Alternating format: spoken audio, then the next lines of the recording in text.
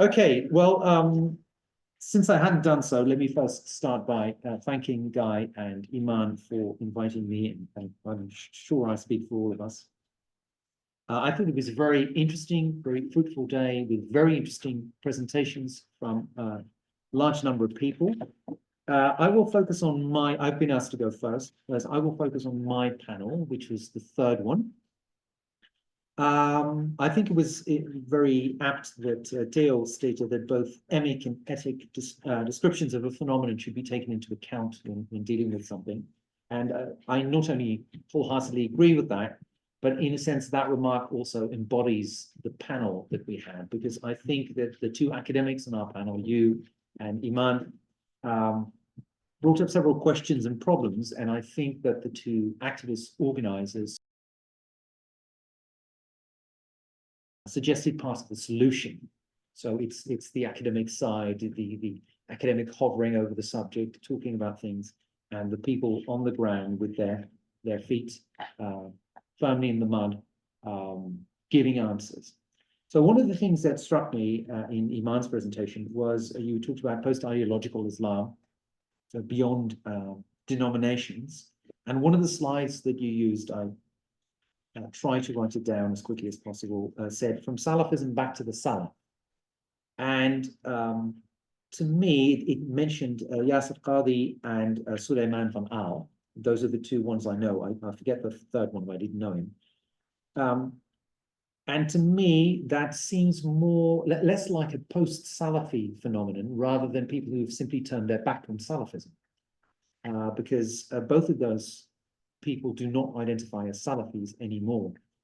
And I think this gets to the term post-Salafism, which I think is slightly problematic, and I will set out why I think it's problematic. And I think that gave a very important point in which he said that people started cooperating with one another, not so much because they were compromising on their beliefs, but because they were using akhlaq, is the term he used. So morality, moral considerations for cooperating. And he also said that theology divides people, and politics is also something that divides. But the situation in Gaza, for example, leads people to come together.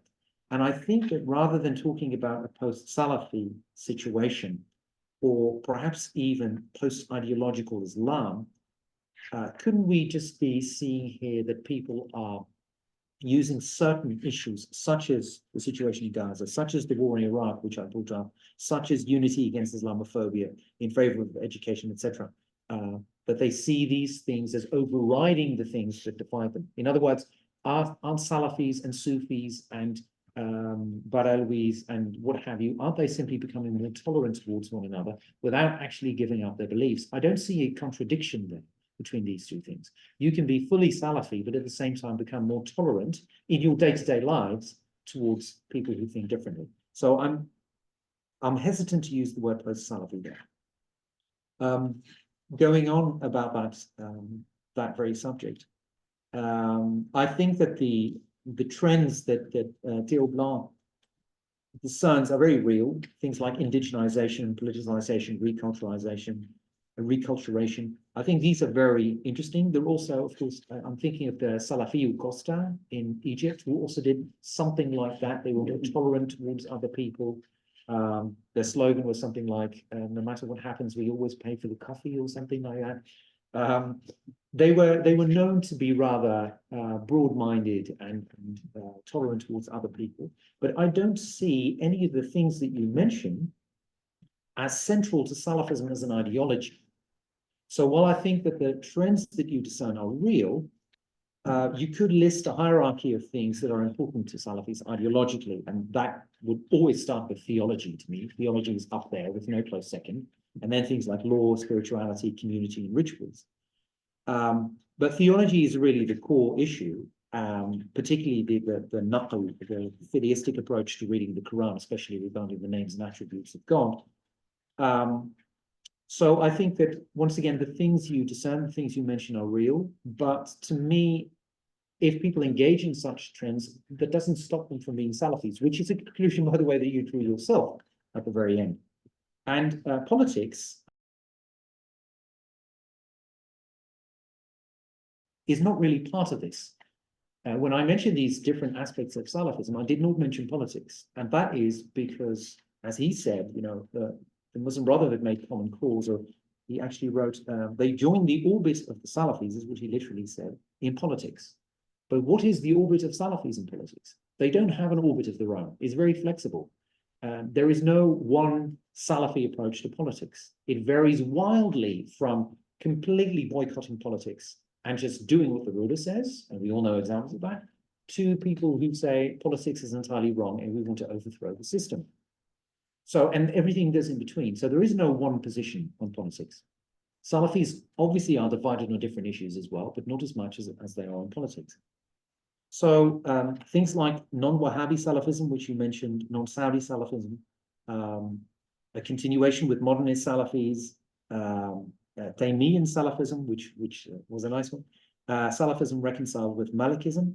To me, all these examples seem like either forms of Salafism that are not new, because there has long been a non-Wahhabi Salafism in Syria particularly. There has long been continuity with Ibn Taymiyyah. Ibn Taymiyyah is like, well, the Ibn Taymiyyah of Salafism, I would almost say. Malikism, of course, you mentioned the La Madhabiyya, but there have always been Salafis who are Maliki, there have always been Salafis who are Shafi'i, etc. Ibn Kathir, for example, was a Shafi'i. His tafsir is held up as the most important tafsir for Salafis.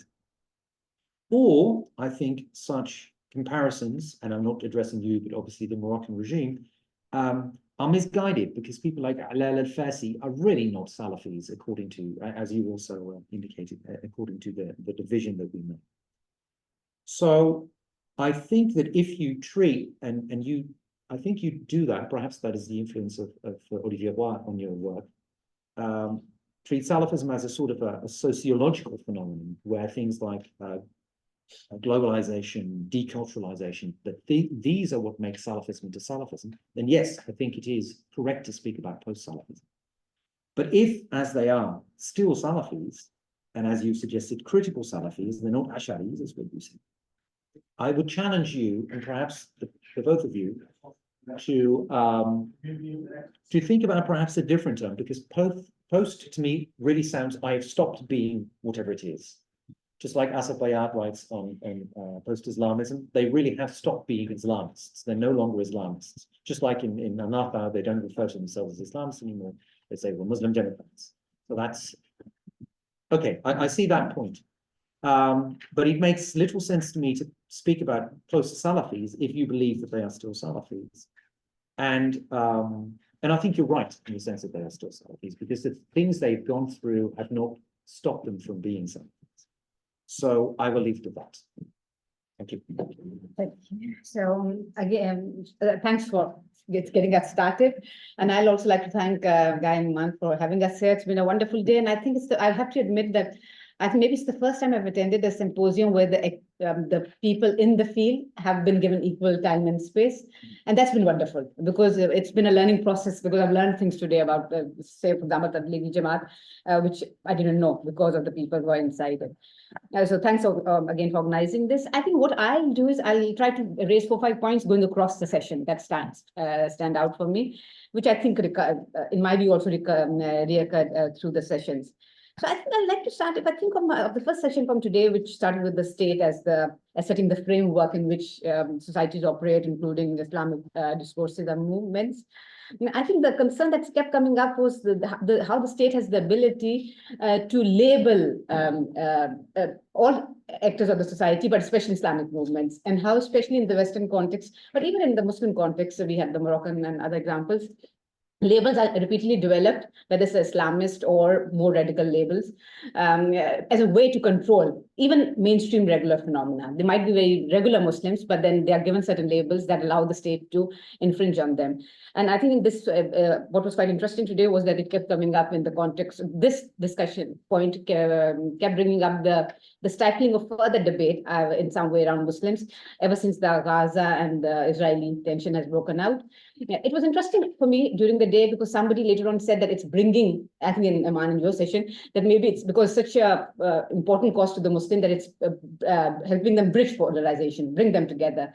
But the other view, I think when I was talking to Arndt over lunch from the German context, was that it's becoming a fear for the Muslim movements there, that they are increasingly referring to the Gaza protests as anti-Semitic movements. So then they're saying, oh, the Muslims are now the ones who are anti-Semitic. They are making our societies anti-Semitic. So, it can go both sides. It can bring Muslims together, but would it in coming year or so become a way to further ban Islamic movements saying, oh, they're anti-Semitic? So all these concerns are there. We operate, just a reminder that these movements operate in the context, in the political context, as well, of course, as the social context in which they operate. So I think we had some interesting discussion around that in the state session. I think then to another thing that stands out for me from today is of course, the debate on Salafism, which you have gotten started very well. And I think I'll add the Arndt session to it, which was a slightly distinct debate about the trends in Salafism. So one thing is about the categorization, the manifestations of Salafism on the ground in different contexts. But the other is that at least in the Western context, a certain, even my own research experience on Islam in Europe is showing that there are debates around whether Salafism has peaked. Like it came in 1980s, or like especially 1990 onwards across UK, France, Germany at different time periods, really took over, and now maybe it's peaked. In fact, people are moving away from it. And again, maybe it's not, later on I was thinking, again, discussing with Arndt, that maybe it's not that we can say that Salafism has peaked, but maybe the Dawa, the street Salafism, the very visible one, the loud ones, maybe they have peaked, because yes, we are finding them now more on TikTok or other kind of, Salafism is there, but maybe in other platforms. So just again, a point where I guess further interesting research is there. Has it peaked? If it has peaked, why? Like I gave example, I find this argument, because I want to explore it further in the French context, quite interesting, that it's actually an internal issue. Less, yes, it's the context, but it's also that young Muslims said, no, this is not enough depth in Islam. And then the whole Motherism movement started, which interestingly, even in the French context, at least from my respondents so far, had a lot of influence from people like Tim Winter. So scholars in the West now, or Hamza Yusuf, that whole approach to study the mother and the Sufi dimension, all of that properly. And that has pulled some people away from the Salafi kind of tradition. So again, there could be different factors which could be quite interesting. I think this is a ripe area for future research. Thirdly, I think when we come to again, a recurrent theme, but I think more formally set out in Aman's session, is this one about the blurring of movements. Like there's quite a bit of mixing across Islamic movements now. Our Brailvis and Deobandis also coming together on certain platforms. Salafis or Brailvi, an example was given, also coming together at times. This blurring, linked to that is the idea that this blurring is very much, is it a context of Western society that is happening? Iman, your response to one question was that you feel diaspora has less to do with it. Maybe it's happening in other societies too. My own view, frankly, because I do, my early work is all in the Muslim societies, and even now that is my stronghold, and I do comparative work. I haven't seen such examples there yet, not to this phenomenon, like to this extent. While here I'm seeing everywhere, the UK I think is really thriving in these attempts to have mixed models, even at the school level and all. But even France, which is much more stifling context for the Muslims, as the way they say it, even there a lot of dynamic movements mixing up, all of it happening. Same for Turks to some extent in Germany that I see. And so I would say that the Western context has created incentives, which is especially the second and third generation Muslims being born and raised here, having a different mindset. Because there's this thing, I think you might be familiar, some of you, this concept in sociology about tacit knowledge. Even economists use it at times, which is that a knowledge that you acquire not through studying a text, but just being part of having been born and lived in a context. And that really influences how you interpret the formal study you do. And I think I've argued that in writing somewhere earlier too, that I think what is happening with the second and third generation Muslim, you're seeing that the tacit knowledge, they bring the tacit knowledge. So people like those followers of Hamza Yusuf and Tim Winter, in my experience, are very much people, because they're Muslim, they come from Muslim families, but they've been raised in the West, they are familiar with the Western context. So the tacit knowledge is very different than the imported Aman they historically have. So I think that's making a difference. So I think the context, in my view, is creating incentive for more of this merging, blurring, and innovation. I think it's all quite positive. Yeah. And in fact, that makes me link up to the Tablighi two presentations, because I think when Riaz was summed up by saying that you think it's been a success in transmission, I think that's the kind of final sentence you said, that it's been a successful in transmitting, like embedding itself in UK. I fully agree. The more I'm seeing of the UK context, these movements are adapting very well. So this idea that they're adapting, like the two presenters on Tablighi Jamaat, how they brought out that they have that being able to retain their core principle, because all Islamic movement, my repeated argument, anybody who works on movement, any kind of religious movement, is that you cannot lose your core. A certain core, like you were also saying, has to exist. And it's defined by each tradition very clearly. Selfism, you gave us a very good example of how we can sort of rank it. All traditions do it. So if you move to entirely give up, there'll be no followers left. So the art is to balance how to retain the core of a tradition, but to change innovatively. And it's good to see that the leagues are being pretty effective at it too, because we're seeing a lot of movements, because that's how they survive. And they're doing it by maintaining a balance, in my view. And I think you two gave us quite interesting insights into that. And then thirdly, I think then more or less finally from my side, there are very interesting points, of course, but the ones I actively remember is this thing, a bit of discussion on categorization is interesting. I think you gave, when I raised you the question, that you made a good distinction between labels and categorizations, and fine, we can move away from labels. That's a different concern about politics using it differently. But scholars always want to categorize. But in response to that discussion, I was thinking that maybe there's an argument that we have to see a certain point a field of scholarship matures. And in the beginning, if a new phenomenon, of course, some labeling is required, some categorization is required to say, these are the dominant trends. But beyond the point, if you're just recategorization, beyond the point, I feel it could get slightly confusing to say, are two terms the same? In Selfism, there are so many categorizations available that beyond a point, then I was listening to you today, very interesting, but then is it the same as what I categorize like this or that? So it's just making me think myself, never thought of it much about categorizations, we do it. But is there a point where we say maybe further categorization is just making the field even more confusing? So just a thought for scholars, at what stage we say maybe we know enough in terms of categorization. But I think I'll leave it there. I think these were the main points that came to my mind. Me? Yeah, sure. Oh, we can, but Okay, all right. Yes, well, I mean, I too, of course, want to thank the organizers for a very stimulating day.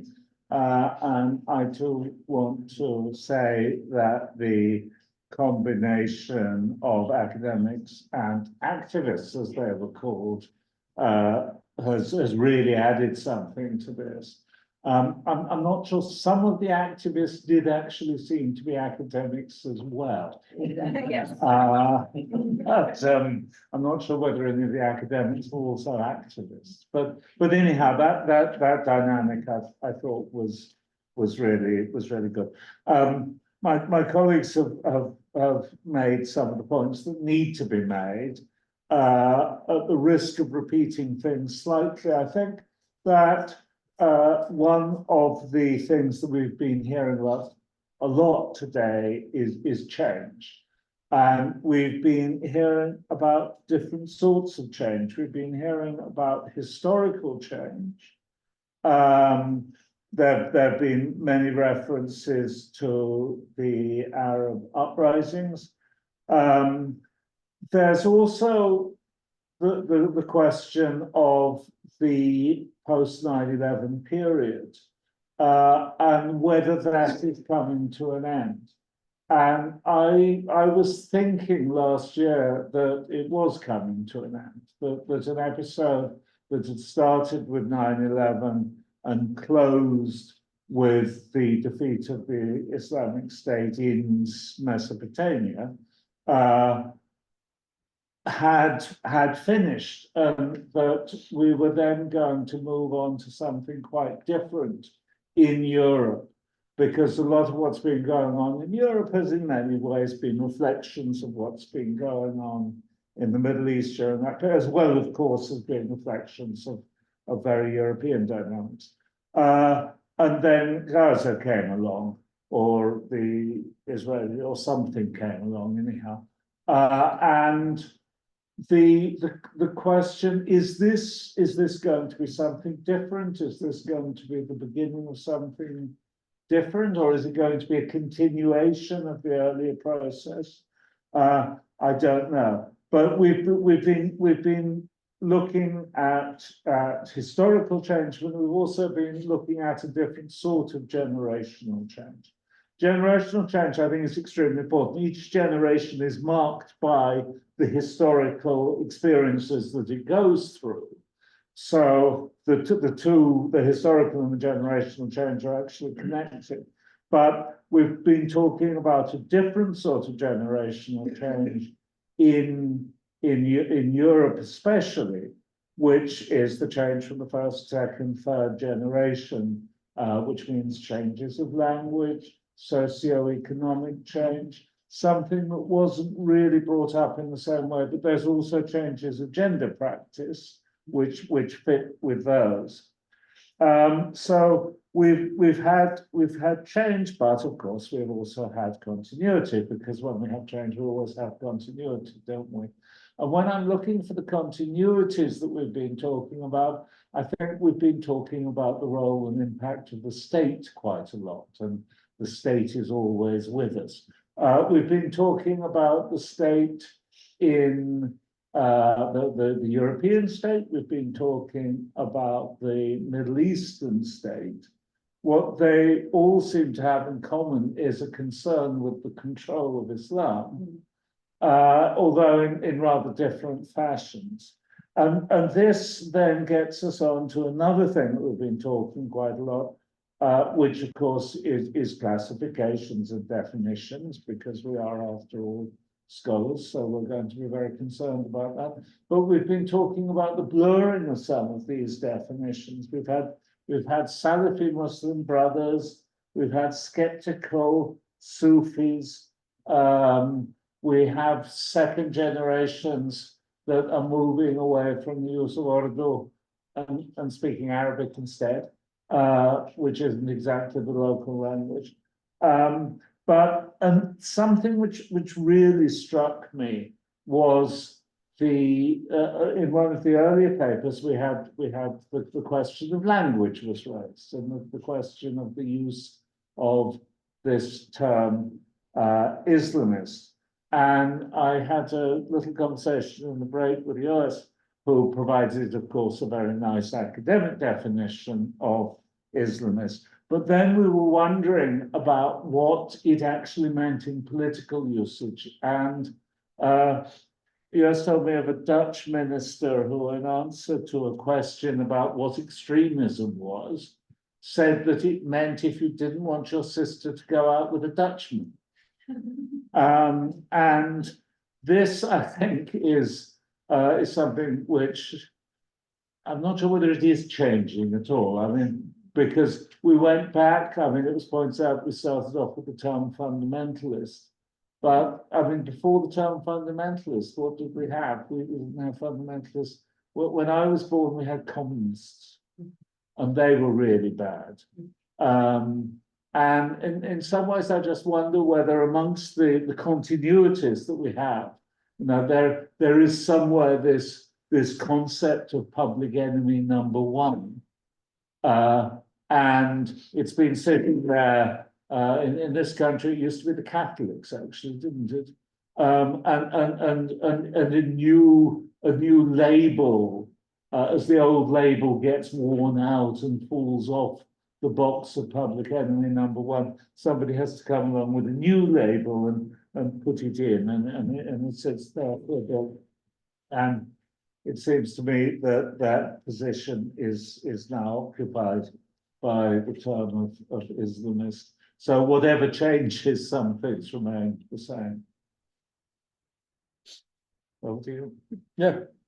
Well, thank you very much. I've been running a bit out of gas since I had made a few comments earlier, but I managed to sort of develop an approach which I hope will be as thought-provoking as possible. Obviously, due to the general context, I think that we're all happy in this room to sort of spend a few hours doing what can be seen as a sort of hub therapy, meaning that we're all together in sort of a safe space where we all tend to agree, and we're all looking at things, or trying to look at things positively, despite the constraints which are all happening outside. Probably less so in Cambridge than in Paris, probably less so in Cambridge than in London or elsewhere, but and probably less so in Paris than in Tunisia. But we're all we've all spent the day in a way highlighting a number of trends which we try to construct as positive. And we're all looking at hybridity, indigenization, the blurring of categories, etc., which all make sense and are all interesting features of the modern affiliations to and within Islam. What I want to do, and that's why I will try to be thought-provoking, it does not mean that I contradict these trends or would despise them, but what I want to do is sort of highlight also the fact that these come in a way at a certain cost. They produce a form of disaffiliation, which also implies and is also can also be explained by the fact that there is also a crisis in sponsorship. And this crisis in sponsorship is also important, I think, and is also led by the fact that a number of players which did have a stake at the way of Muslim communities functioned internationally are now themselves sort of retreating. When you think of Saudi Arabia, whether you liked it or not, I think that there was some form of funding which in the end helped construct a number of mosques, which also helped a number of charities. I think that it goes the same for Qatar, it goes the same for the Emiratis, it goes the same for also a number of institutions which did play a very important role in actually structuring, fostering affiliations, but also helping Muslim communities. And this, I think, is in crisis, and is in crisis. It's encouraging disaffiliation, but it also is,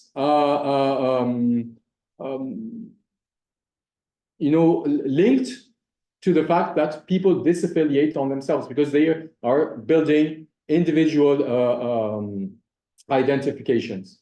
When you create a hybrid, it means that your allegiance to a specific movement has been reduced, right? But this also comes at a cost in a way, and I think it's interesting to look at the cost which is being paid, especially in a context where you do have a kind of pauperization of Muslim communities due to a general crisis which happens across the world.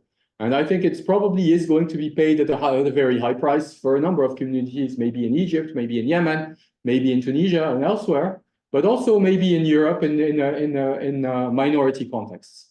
And I'm pretty sure that pressure is being exercised by the larger media, by decision makers, by governments, will be eased by the fact that also you have this kind of disaffiliation, because you don't have any constituency, you don't have any institution which actually protects the community in itself. So these trends are not ones I can highlight and sort of specify, but I think it's also important to also have on the map an idea that disaffiliation comes at a certain cost, and it occurs within a specific context where a number of sponsors are themselves in crisis. I think that funding from Saudi Arabia for mosque projects or for community-based projects or charity ones is increasingly difficult, both because Saudis don't want to intervene anymore, but also because you have governments in Europe which say, oh, this is no longer possible. And it goes the same for I think, Qatar. And I think this is changing probably the landscape. And that's what I wanted to sort of highlight, playing the grumpy or grumpy and French academic.